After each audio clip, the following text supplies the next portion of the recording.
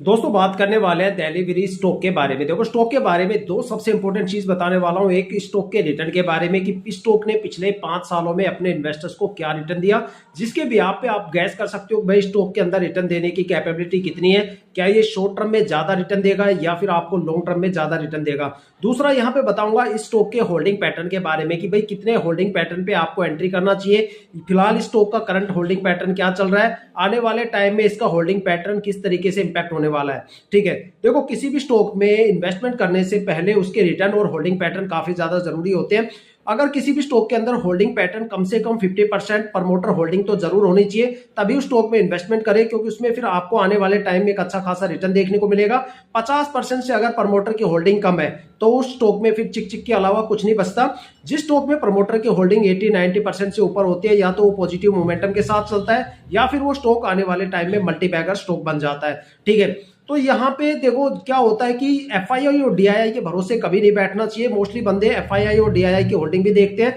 जब भी मार्केट में गिरावट होती है तो सबसे पहले भागने वाले एफआईआई वाले होते हैं। उनकी होल्डिंग कब वहां पे डाउन हो जाए आपको पता भी नहीं चलेगा। ठीक है, तो यहाँ पे अगर स्टॉक के रिटर्न के बिहाफ पे बताऊं स्टॉक में, तो ये स्टॉक ना तो शॉर्ट टर्म में प्रॉफिटेबल है, ना ही ये स्टॉक आपको लॉन्ग टर्म में कोई भी प्रॉफिट देने वाला है। क्योंकि इस स्टॉक के पिछले साल के अगर 5 साल के अगर हम रिटर्न देखें तो स्टॉक ने ना तो शॉर्ट टर्म में कोई भी रिटर्न दिया है, ना ही स्टॉक ने पिछले 5 साल में कोई रिटर्न दिया है। थोड़ी सी डिटेल में आपको बता देता हूं। अगर 1 वीक की होल्डिंग के बारे में बात करें तो स्टॉक ने 10% की गिरावट दी है। 1 मंथ की होल्डिंग पे स्टॉक ने 0.94% की माइनर सा रिटर्न दिया है। साथ में अगर 3 महीने की होल्डिंग की बात करें तो स्टॉक ने यहाँ पे 19% की गिरावट और लॉस के साथ खड़ा था। 6 महीने की होल्डिंग पे यहाँ पे स्टॉक ने 12.5% की गिरावट और लॉस दिया है। 9 मंथ की होल्डिंग पे 24.5% का लॉस यहाँ पे देखने को मिला है। अगर लॉन्ग टर्म की बात करें तो 1 ईयर की होल्डिंग पे 4.25% की गिरावट देखने को मिली है।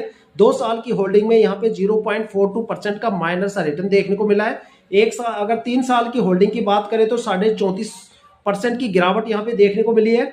4 साल और 5 साल की होल्डिंग की अगर बात करें तो उसमें भी 34.5% की गिरावट और लॉस यहाँ पे देखने को मिला है। तो देखा जाए तो स्टॉक में यहाँ पे 1 मंथ में 0.94% का देखा जाए तो स्टॉक ने 2 ही टाइम ड्यूरेशन में यहाँ पे रिटर्न दिया। एक तो 1 मंथ की होल्डिंग में 0.94% का माइनस रिटर्न, मतलब लेस देन 1% का रिटर्न, और एक यहाँ पे 2 साल की होल्डिंग में 0.42% का रिटर्न। तो देख सकते हो इसे आप किसी भी फाइनेंशियल वेबसाइट पे इसके पिछले 5 साल के रिटर्न चेक कर सकते हो। अगर यहाँ पे होल्डिंग पैटर्न की बात करें तो होल्डिंग पैटर्न काफी ज्यादा खतरनाक है, काफी डरावना है, आप सोच भी नहीं सकते। जो मैंने बताया कि इसने पिछले 5 साल में कोई भी रिटर्न नहीं दिया, वो इसलिए नहीं दिया क्योंकि यहाँ पे प्रमोटर की होल्डिंग 0 हो चुकी है और यहाँ पे जो पब्लिक इन्वेस्टर्स है 6.20 है, लेकिन यहाँ पे सारा माल एफआईआई और डीआईआई वालों के पास